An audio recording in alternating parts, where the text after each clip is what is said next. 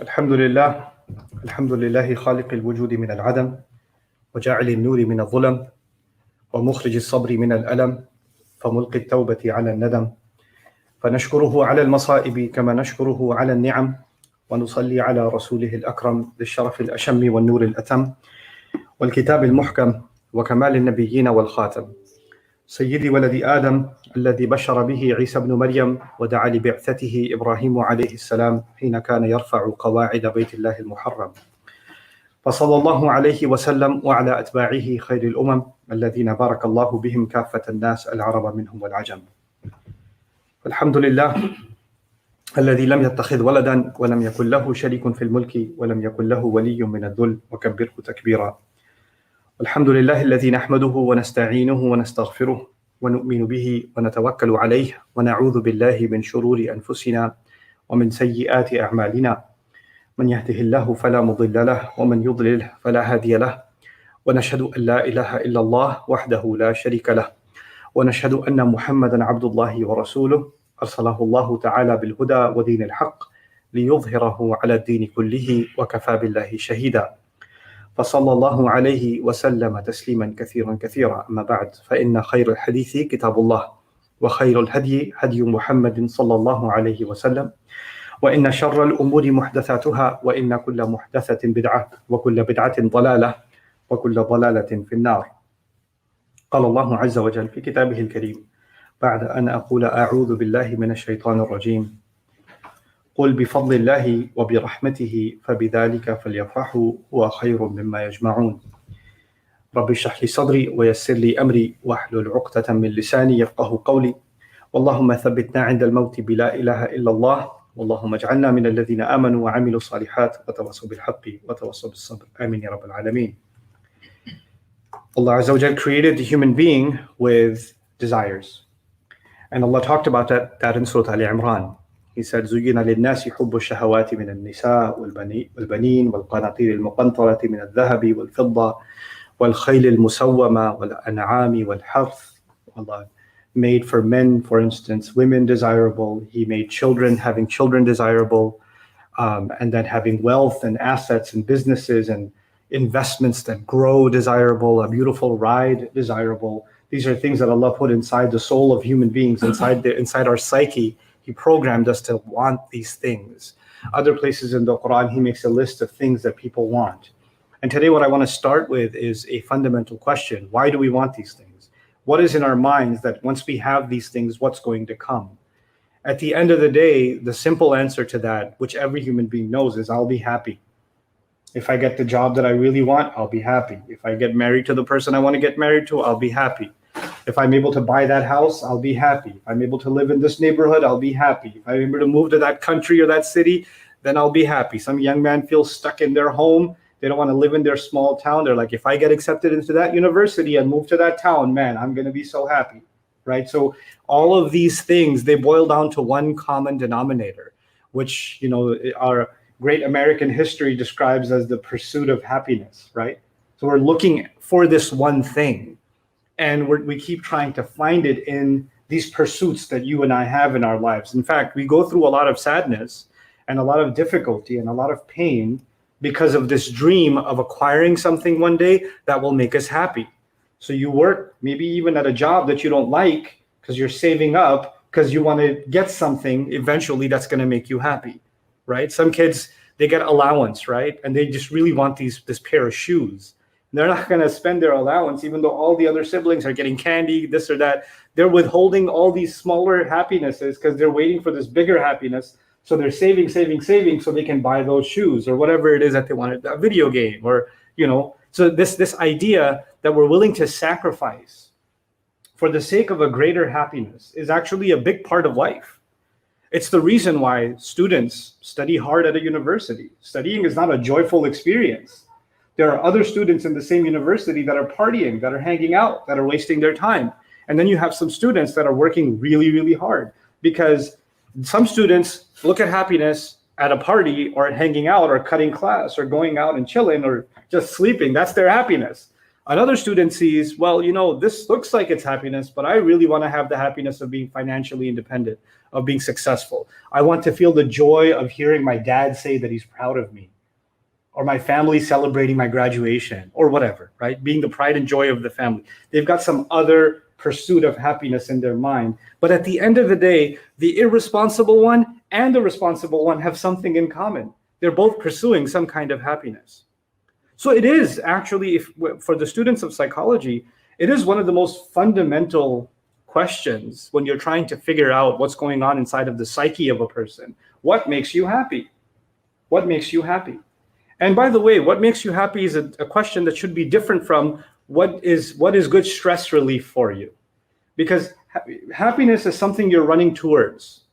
Stress relief is something you're getting away from. You're escaping something.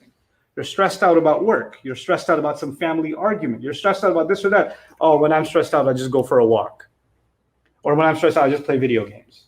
Or when I have too much anxiety, I smoke, or whatever. People have different ways to cope with the pressure of life, right? But that's not what's making you happy. That's just giving you a break. That's not the question. The question is something else. What actually makes someone happy?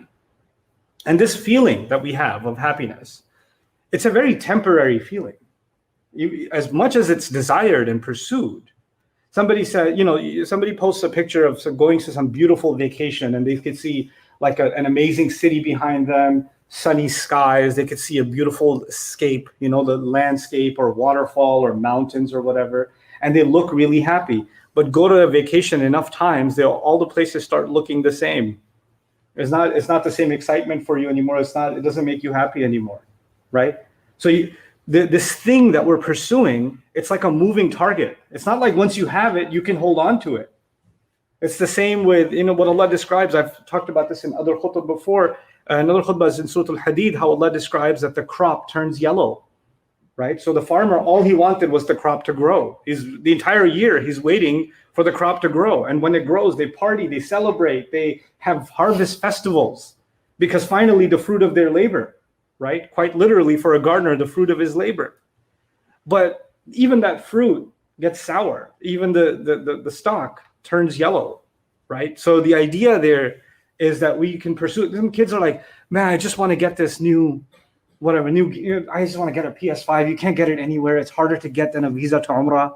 I just really want to get one. If I just had that, then I would. And then they get it. And then, I don't really have time to play it. It's kind of, it's okay. The joy of it, the high of it drops real quick. The excitement of a new car, ask 2 months later. That's 2 months later. The excitement of a new home, ask about a year later. The excitement of new clothes you got for Eid or something, or a present you got, ask a week later. The excitement drops. So this thing, the first point that I wanted to get across is this thing that is so fundamental to basically all of our pursuits.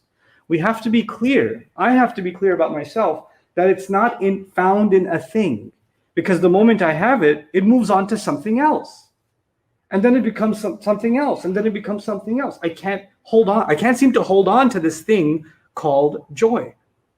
And because this is such a fundamental pursuit, and it's common to all of us, every one of us is human, every one of us wants to be happy.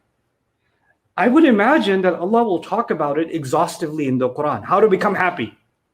How will you finally, and the Arabic word for happiness is sa'ada. And the Arabic word for overjoyed happiness, extreme happiness, is al-farh.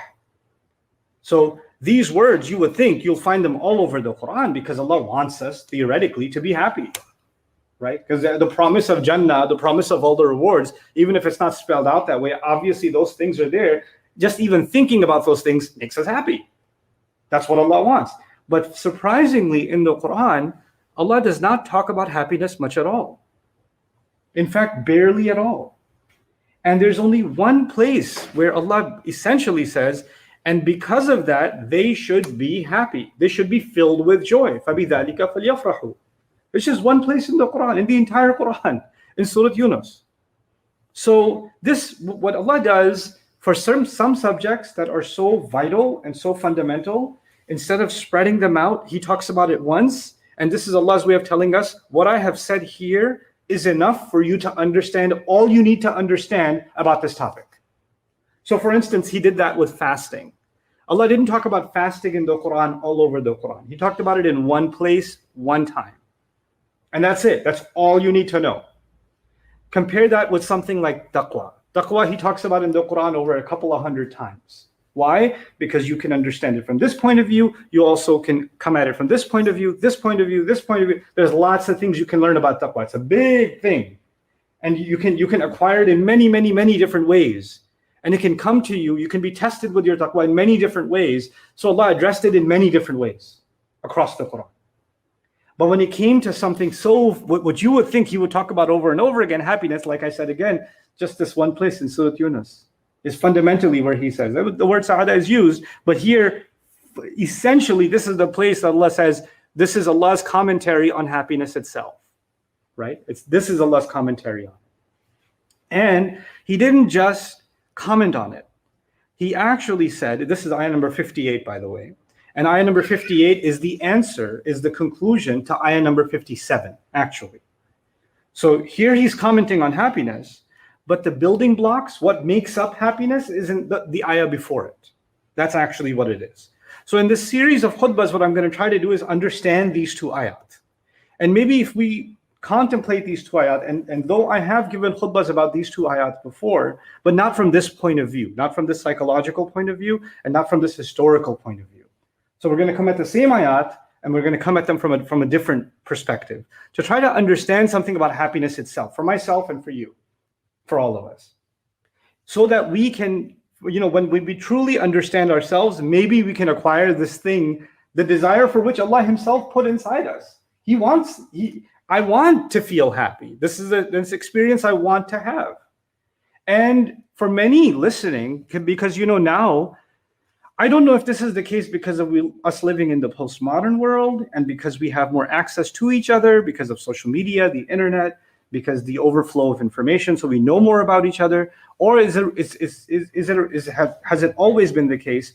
But we know now how common depression is.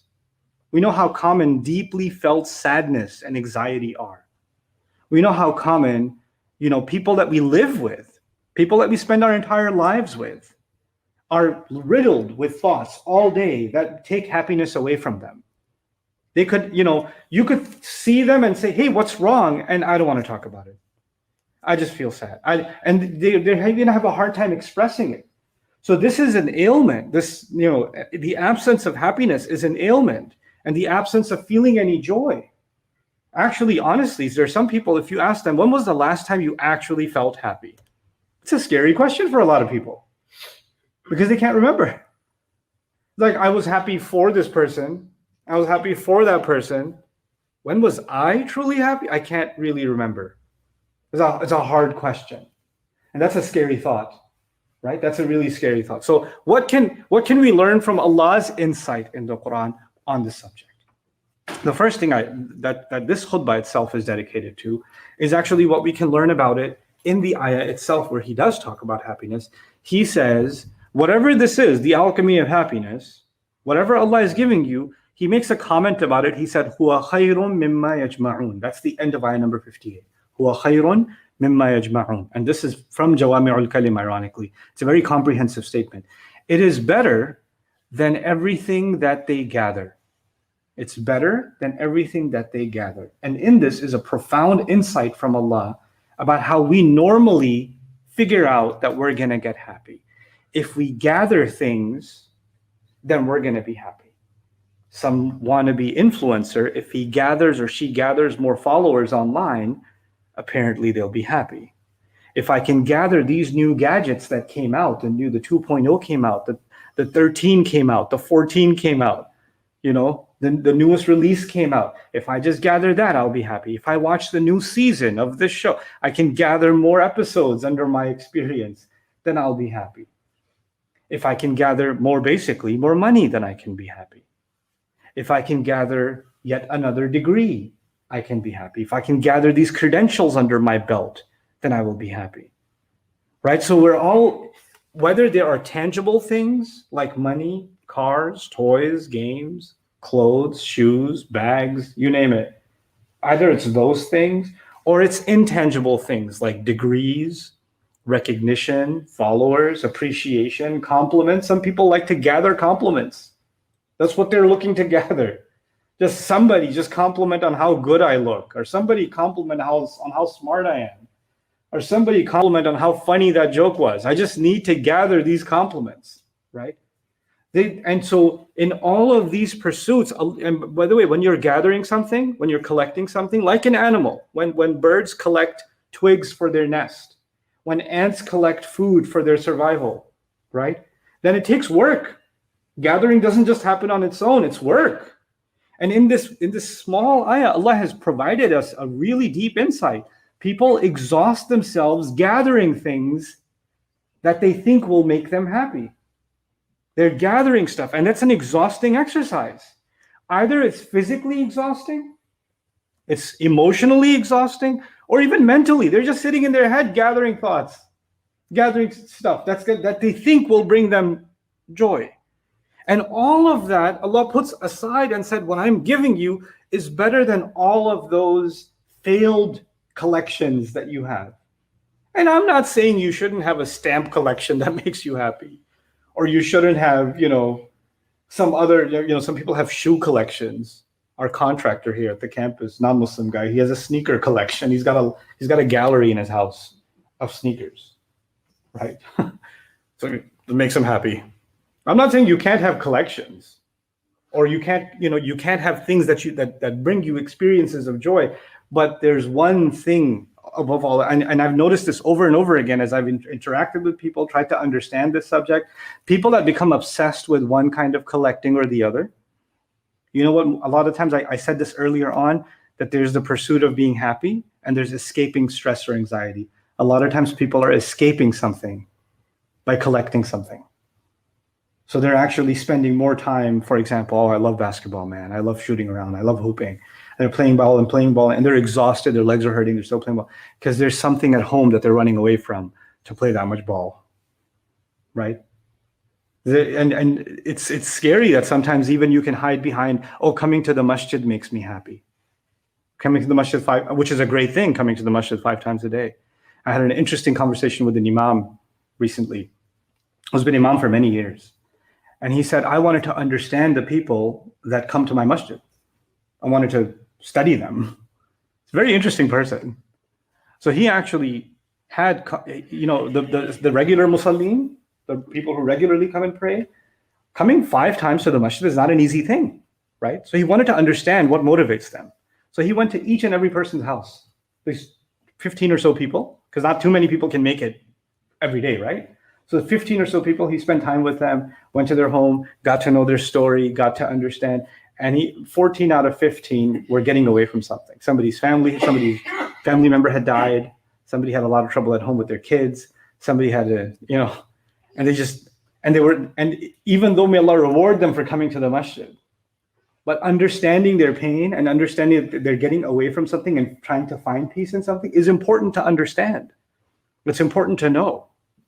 And so what I'm trying to get across to you is that Allah has given us this diagnosis almost, that we try to find escape away from our sadness by collecting things. But actually, that's not happiness itself. That can never be happiness. You have people that are, because we're now in the world of impressions, right? The world of image, the world of filtered images, the world of selfies, and the world of vlogs, and the world of presenting yourself as an icon of some sort, right? So you're following people that you think are really funny or really successful or really they look happy. Couples that look happy make videos about themselves, and people make videos about how cute their children are, and millions of people follow them, right? They're not making videos about when their child is crying their head off and scratching their face and throwing the plate. No, not that video. There's a lot of edit, right? There's the one where they're really cute. That's the video you're gonna see. And so people want to give this impression. And what happens sometimes, these people that look so happy, that look perfectly normal, that look like, man, I wish I had a life that they had. Next thing you know, they commit suicide. Next thing you know, they get diagnosed with some serious illness. Next thing you find out, they're addicted to some kind of drugs. Why? Because the yajma'un was simply an escape from something else, right? And look at how Allah has so precisely just made this comment, huwa khayrun mimma yajma'un. It is better than what they are gathering. So first Allah diagnoses in this ayah, this concluding ayah, which is, I'm starting today from the concluding ayah. So in this concluding ayah, Allah is telling us later that all those other pursuits of happiness were just an exercise in collection. That's all it was. It was something that deceived people. It was just something that they got fooled by, thinking that that's going to make them happy. And you and I have to really take deep stock inside of ourselves and think, what is it that I am doing that I think makes me happy, but it doesn't actually do it? I can't tell you that for yourself. You have to ask yourself that question. What is it that you are doing jama' of, and perhaps Allah is offering something better? You see, and this is my concluding comment for today's khutbah for you, is that Allah Azza wa Jal in the Quran, He has given us halal and haram, definitely. He's given us some advice on what to do in our homes. He's given us some guidelines on how to spend our money. He's given us guidelines on how to earn our money, on how to do business. He's given us guidelines on how to interact with each other, how to deal with family. He's given us all kinds of guidelines of do's and don'ts. But those do's and don'ts, you can think of them as the items sitting on top of a table. But you have to have the table first, the basis on which all the food sits. The basis of it is a way of thinking. There's a certain kind of thought process. There's a certain kind of personality, a certain kind of outlook on life that Allah builds in the Quran. And when you build that kind of outlook, then all of the instructions that are on top make sense. Then they actually, you will see, and I'll try and explain over the course of the next few khutbahs, then those instructions actually bring you happiness. And without that basis, without the right thought process, those same instructions from Allah, the same instructions of halal and haram and fard and wajib, all of those instructions, they become something that tightens the chest, that become discomfort, that become difficult. Isn't it true that two people can be sitting at the same exact table, they're eating the same exact meal, but one of them is really happy, one of them is really upset? Because it's the same delicious food, and they both love the same food. The food isn't any better or worse. The temperature in the room isn't any better or worse. Physically, one's going through pain and one's not. But one has something on their mind, one has something going on in their heart that's taken the joy away from eating. Isn't it? There's a mindset. They're in a different place mentally, even though physically they're in the same place. Biologically, they're experiencing the same thing. Their taste buds are experiencing the same thing. In fact, forget two people, even you yourself. You could be in a certain place mentally, and the same activity will bring you happiness. You'll be in a good mood, and you're in a different place mentally, and that same activity does nothing for you. Like, I'm not in the mood. I don't feel like it. I don't want to do this, right? So that mindset is what Allah is helping us configure in ayah number 57 of Surah Yunus. And that's what we're going to spend time understanding. Then we get to فَبِذَلِكَ فَلْيَفْرَحُوا. That's what Allah Azza wa Jalla is going to unlock for us in this remarkable ayah. So I wanted to take my time covering this with you. I've covered this with you before, but again, from a different point of view this time. And inshallah ta'ala, the next time we'll open up the first of those components. There are 4 items mentioned in ayah number 57. And the first of them, inshallah, my intention is to cover that in the next khutbah, which is Ya ayyuhan nas. قَدْ جَاءَتْكُمْ مَوْعِظَةٌ مِّن رَبِّكُمْ. Part of that will also be, and I'll set the stage for it now, is that this surah, early on, is actually debating with the mushrikeen. Why should they believe Quran is the word of God? Why should they believe that? Why could it not be from a human being? That's the debate that's happening early on in this surah. A surah is a huge conversation between Allah and humanity, right? So the first part of this conversation is, why should you believe this is Allah's word? Why is it not made up? That's the crux of the argument in the beginning. And I told you, this is not the beginning of Surah Yunus. The ayah I'm talking about is ayah number 57. So lots of conversations have already happened. So what does that conversation have to do with this? We have to figure that out too, to understand. Because you cannot understand a conversation Allah is having, something Allah is saying, if you don't know where it fits. What is it a part of? So all of those explorations, inshallah, will help us really get to the bottom of what Allah has to give us in terms of our personal, truly felt happiness that cannot be taken away. a joy that cannot be taken away, a joy that is no longer a moving target, a joy that is no longer temporary, a joy that's no longer artificial, a joy that's no longer an escape from something else. That's the kind of joy that you and I want in our lives. That's the one that he's going to offer to us in these ayat. I pray that Allah Azza wa Jal fills all of our lives with real and true joy and makes us a source of real joy for others. And I pray that Allah Azza wa Jal brings the light of the Quran into our hearts and into the hearts of our family members and protects all of us. بارك الله لي ولكم في القرآن الحكيم ونفعني وإياكم بالآيات والذكر الحكيم. الحمد لله وكفى والصلاة والسلام على عباده الذين اصطفى خصوصا على أفضلهم وخاتم النبيين محمد الأمين وعلى آله وصحبه أجمعين. قال الله عز وجل في كتابه الكريم بعد أن أقول أعوذ بالله من الشيطان الرجيم إن الله وملائكته يصلون على النبي يا أيها الذين آمنوا صلوا عليه وسلموا تسليما. اللهم صل على محمد وعلى آل محمد كما صليت على إبراهيم وعلى آل إبراهيم في العالمين إنك حميد مجيد.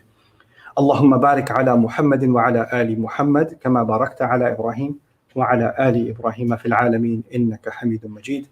عباد الله رحمكم الله اتقوا الله إن الله يأمر بالعدل والإحسان وإيتاء ذي القربى وينهى عن الفحشاء والمنكر ولذكر الله أكبر والله يعلم ما تصنعون. أقم الصلاة إن الصلاة كانت على المؤمنين كتابا موقوتا.